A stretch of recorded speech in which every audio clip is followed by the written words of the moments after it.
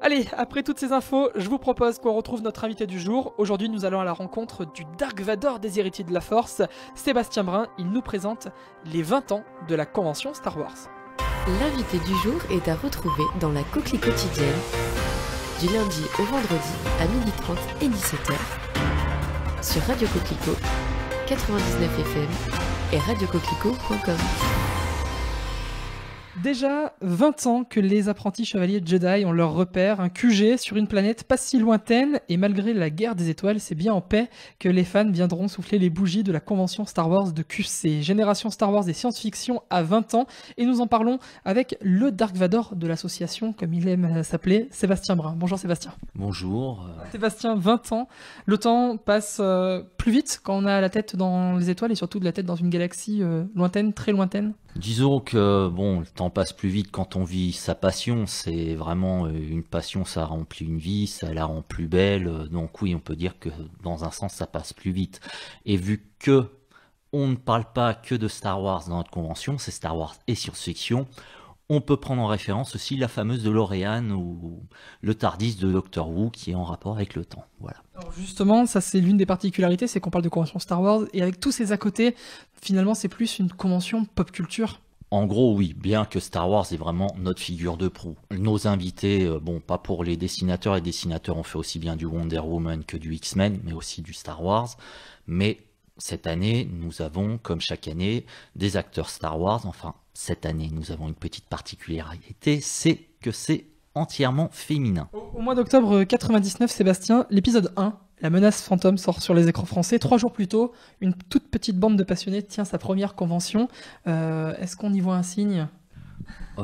Disons, il y a une renaissance niveau de grand public pour les fans qui ont grandi, comme c'est mon cas, hein, je suis né en 77 et j'ai été mis dedans tout petit. Donc la passion n'est pas vraiment partie, c'est vraiment le grand public. Et pour la sortie de La menace fantôme, c'est l'occasion qui a fait que. Mais ça a été le fer de lance, sinon la passion était là chez les passionnés, quoi. C'était qu'une occasion. Le film a permis à la saga de devenir grand public, et la convention, c'est justement son but, c'est de ne pas rester que restreint au groupe de fans, c'est aussi de s'étendre peut-être au plus lambda des spectateurs, aux plus novices des chevaliers Jedi, bref, à même ceux qui ne s'intéressent pas de base à Star Wars. Voilà, exactement. Et c'est une de nos forces par rapport à d'autres conventions, hein. Loin de moi de dénigrer nos chers collègues, mais nous sommes gratuits et on a vraiment un accès familial, quoi. Vous êtes arrivé en 2008.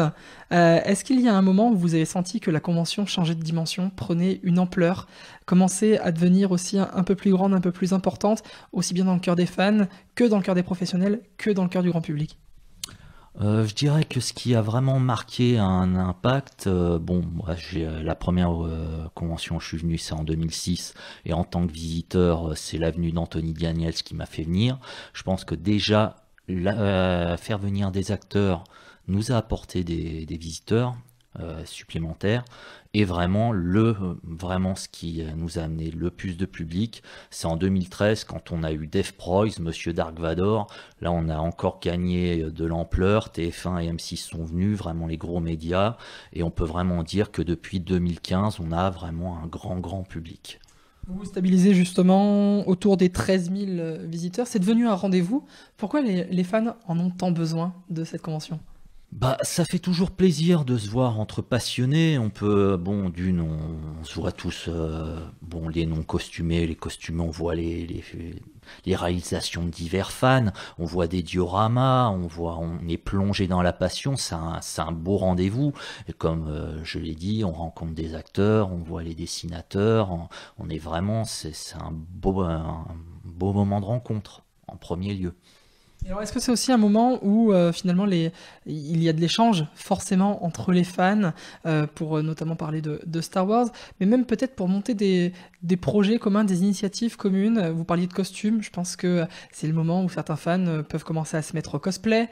Ça peut être aussi le moment où il peut y avoir de la création d'associations. Bref, ça peut être justement un rendez-vous, un point de repère réel aujourd'hui en France. Oui, bah, il y a eu, c'est un point de repère, hein. Il y en a qui se font justement un peu des trades, des échanges de patchs, qui est vraiment quelque chose qui fait partie de la fanbase, hein. C'est un petit rendez-vous, on s'échange des proders qu'on ne peut que s'échanger, hein, pas d'argent, etc., hein. C'est une des conditions lambda. Après, oui, il y a des fans qui peuvent se rencontrer parce que bon, nous sommes de QC, mais on reçoit vraiment du public de partout. Là, il y a des personnes de Savoie qui dernièrement se sont rejoints via notre convention, qui ont créé leurs fans. C'est les midi-chloriens, il me semble, je ne suis pas sûr à 100%. Mais voilà, et d'autres associations, oui, se sont rencontrées via notre convention. Vous utilisez des termes assez techniques, la fanbase s'échange des proders, ça veut dire? Alors la fanbase, c'est-à-dire les fans, vraiment, c'est disons des produits dérivés, c'est-à-dire un petit patch à l'effigie de Dark Vador ou d'un Jedi, ou carrément un pot de popcorn avec Luke Skywalker dessus, hein, et autres choses qui peuvent justement aux yeux du grand public sembler délirants, mais hein, une bouteille d'eau avec un personnage, etc. Nous, c'est notre quotidien, on a ça qui remplit un peu nos greniers, notre collection, voilà quoi. Sébastien Brun, parlons un petit peu de cette nouvelle édition 2019, 21e du nom, où vous l'avez dit, il y a une petite particularité, c'est que chaque année vous recevez des acteurs, mais cette année, on reçoit essentiellement des actrices. Et c'est vrai que c'est l'une des sagas qui, même s'il y a une dominante d'acteurs masculins, laisse quand même la part belle aux actrices, et notamment dans les derniers épisodes. On peut dire que voilà, c'est une saga qui est dans un équilibre. Oui, et puis bon, disons une chose, c'est que la princesse Leia en 77 a été un des premiers personnages féminins forts qu'on présentait dans la science-fiction. Bon, il y a eu Uhura dans Star Trek, bien entendu, mais elle avait un rôle beaucoup moins d'action que la princesse Leia. Et alors, présentez-nous un petit peu les actrices, les personnages qui viennent, en quoi ça constitue un événement? Bah, disons que bon, il y en a ça fait vraiment, qui n'ont pas fait beaucoup de conventions déjà, comme Valen Kane, qui joue Lyra à Erso, qui est la maman de l'héroïne de Rogue One. Vu que Rogue One est assez récent, elle n'a pas encore beaucoup de conventions à son actif, et je pense même que c'est sa première apparition en France.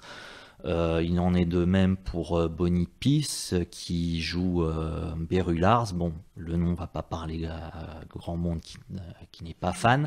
C'est la tante de Luke Skywalker dans l'épisode 3. Donc c'est elle qu'on voit avec Luke bébé dans les bras à la fin de l'épisode 3. Après, les deux qui viennent sont un peu plus familières des conventions, notamment Femi Taylor, qui joue la danseuse Ola, qui est une Twi'lek verte, enfin une extraterrestre verte qui se fait manger par le Rancor, c'est-à-dire un gros monstre de Jabba the Hutt.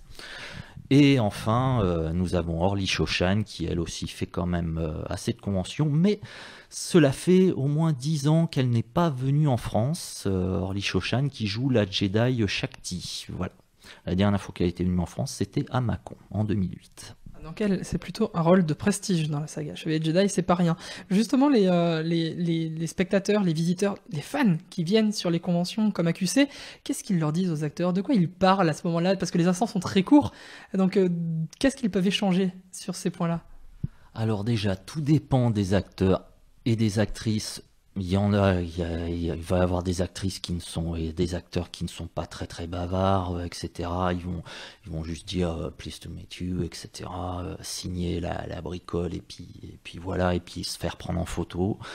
Et puis il y en est de même niveau des fans aussi, hein. Moi, il y a des fans qui vont être plus loquaces et qui vont plus se débrouiller dans la langue de Shakespeare, donc qui vont bien parler avec l'acteur, et d'autres qui vont juste être tout timides et juste prendre leur signature, tout dépend. Après, il y en a qui vont parler des anecdotes de tournage, etc. Mais aussi, comme je dis, ça dépend aussi de l'acteur ou de l'actrice, si elle est loquace ou pas. Donc voilà. Depuis plusieurs années, la convention Star Wars AQC, c'est aussi un événement caritatif, un événement qui est là pour la bonne cause. Et cette année, vous avez décidé de ne pas aider une structure, pas aider 2 structures, mais aider 3 structures. Question en 2 temps, déjà pourquoi renouveler, continuer, renforcer même cet appel à la générosité, et surtout quelles sont les structures qui vont être aidées cette année? Alors, c'est une chose qui nous tient à cœur. On est en partenariat déjà avec le service pédiatrique de Vichy. Et justement, c'est allié bonne action et passion. Voilà, en d'autres termes.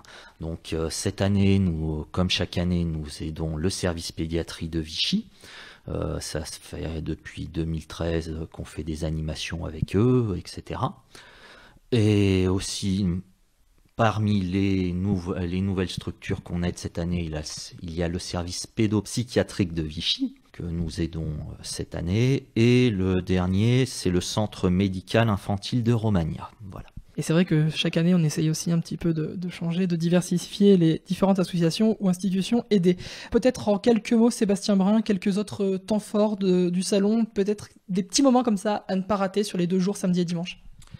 Bon, je vais déjà un peu plaider pour ma paroisse. J'anime le concours Padawan pour les jeunes enfants de 3 à 14 ans.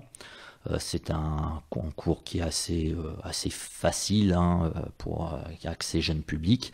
Il y a le concours Jedi qui est animé par notre cher président Dominique, qui est vraiment le grand rendez-vous des fans hardcore, parce qu'il y a vraiment des questions d'une difficulté extrême.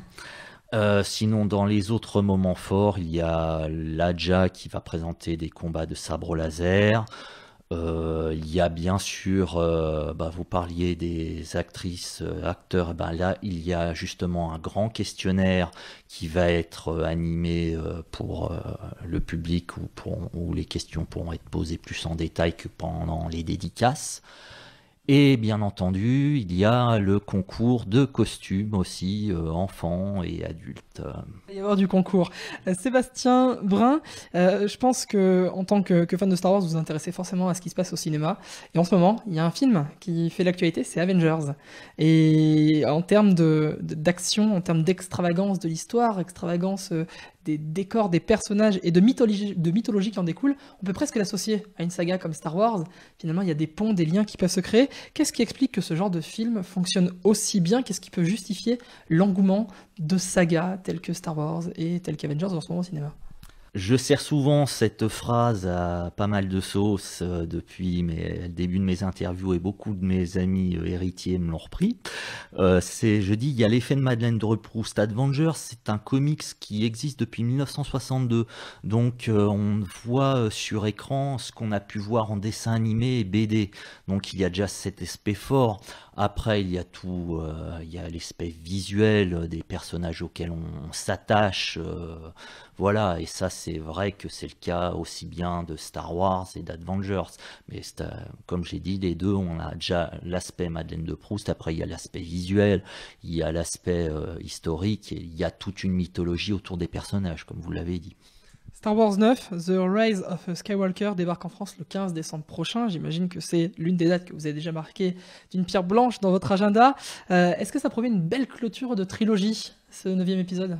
Pour ma part, je pense que oui, bien que je ne fais pas bien qu'étant de la génération de vieux fans, j'aime bien ce qu'a présenté Disney. Après, vu tout ce qu'a bousculé l'épisode 8, l'épisode 9 a beaucoup d'enjeux, va devoir expliquer beaucoup de choses, mais bon, vu ce que j'ai pu un peu lire, parce que je peux pas dire que je fais partie des anti-spoilers, j'ai quelques petits échos et tout, pas des masses, il y a quand même pas mal de rumeurs, mais ce que j'ai pu lire, entendre, etc., il y a quand même pas mal de choses qui me séduisent, donc je pense pas être trop déçu. Et je pense que vous aurez l'occasion d'échanger sur ce 9e épisode avec tous les fans sur la convention Star Wars et science-fiction qui aura lieu donc à QC ce samedi de 13h à 19h et ce dimanche de 10h à 18h à l'espace Chambon. Merci beaucoup Sébastien Brun. C'était votre invité du jour dans la Coquelie quotidienne. du lundi au vendredi à 12h30 et 17h sur Radio Coquelicot 99 FM et radiocoquelicot.com. Et c'était notre invité du jour, Sébastien Brun, que vous retrouvez en podcast sur notre site internet.